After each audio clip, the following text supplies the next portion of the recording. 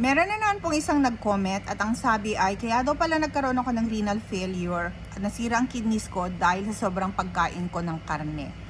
Alam nyo po, ang isasagot ko dyan is napaka-ignoranting comment po yan.